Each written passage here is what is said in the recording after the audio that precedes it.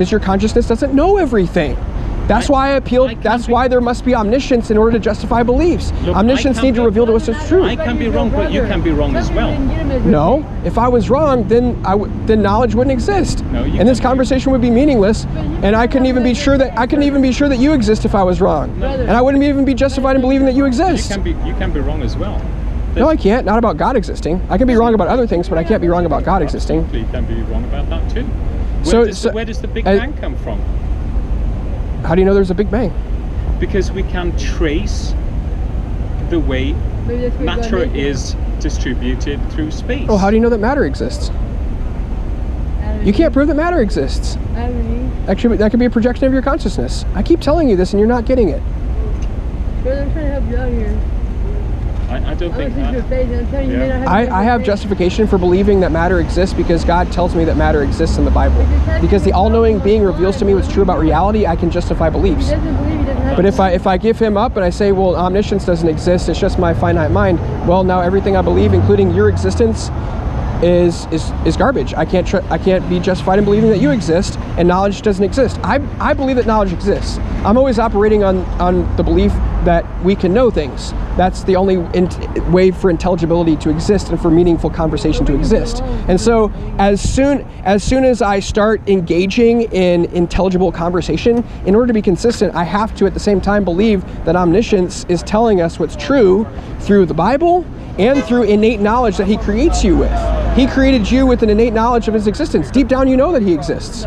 The Bible, why the Bible? I never understand why you always try to quote the Bible. If you talk to somebody who believes in Hinduism or into Buddhists, they don't know the Bible. They don't care about the Bible. Or if you talk to somebody from the Islam, they believe in the Quran. Right, they believe in false religions. So you are actually saying that, I mean, that's presumptuous of you, isn't it? No, because God has revealed to me that he's the true God. How did he do that? Did he talk to you? Through the Bible. He's done that. So, I mean, I'm not being sarcastic, right?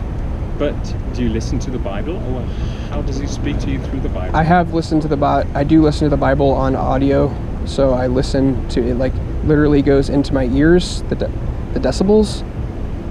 And who wrote the Bible? Men inspired by God. And if they weren't inspired by God, then revelation from God doesn't exist, and therefore knowledge doesn't exist.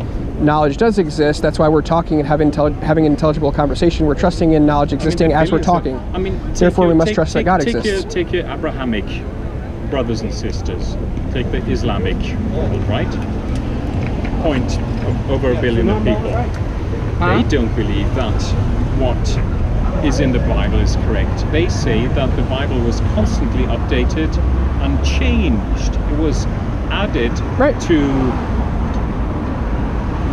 have a meaning in a Roman society.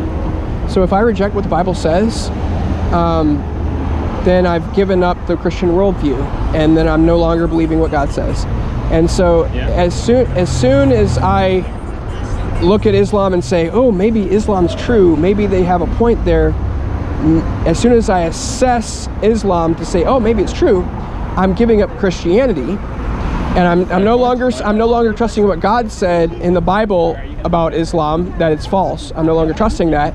And at that point, I'm no longer trusting in omniscience and what omniscience has revealed. I'm trusting in finite consciousness. And at that point, I can't even be justified in believing that humans exist to believe Islam. I think what you're doing then is you're growing up. You're not believing in fairy tales anymore. You've arrived in the 21st century. That's what you're doing. Well, how do you know what's a fairy tale and what's not a fairy tale when you're trusting in your own mind like you do, and you don't trust in what God reveals? If you take the Bible, what the scholars are discovering is that a lot of, and that's also what 1 billion of Muslims think as well, that a lot in the Bible was added and changed to adhere to certain purposes. There was no God's play in there. It was to make people do something, to manipulate people. Well, there's no evidence in the manuscripts that we have that there's been major changes in the message of the Bible. But there's no evidence that it was written by God. the evidence that it was written by God is that if it wasn't written by God, there's no revelation from God in the Christian worldview. The Christian worldview would not be true at that point, and then knowledge would not be possible at that point. We'd have no revelation from God to tell us what's true. I mean, I could sit down and write a text and claim it's